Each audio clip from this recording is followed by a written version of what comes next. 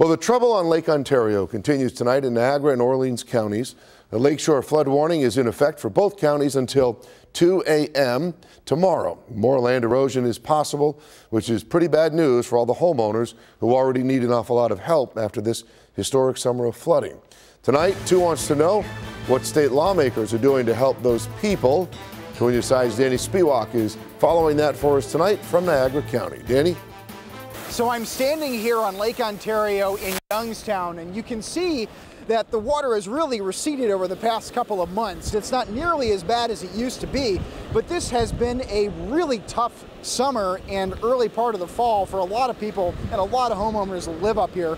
That's why Governor Cuomo is hinting at the idea of a special session. He could call legislators back to Albany to possibly double the amount of funding he's giving for homeowner relief.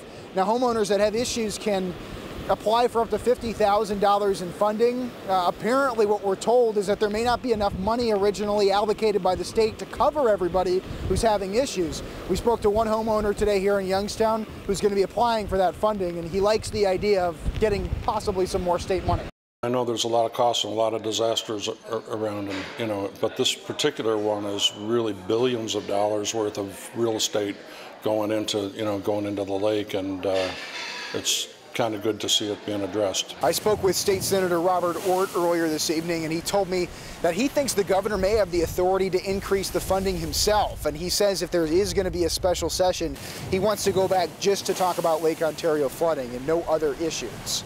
Governor Cuomo is telling lawmakers, though, that he wants them to agree to a funding deal before he calls a special session. Basically, he wants to make sure he's not just calling an arbitrary session where they're just going to bicker over the amount of funding. He wants that deal to be in place before he actually makes the decision to call them back to Albany.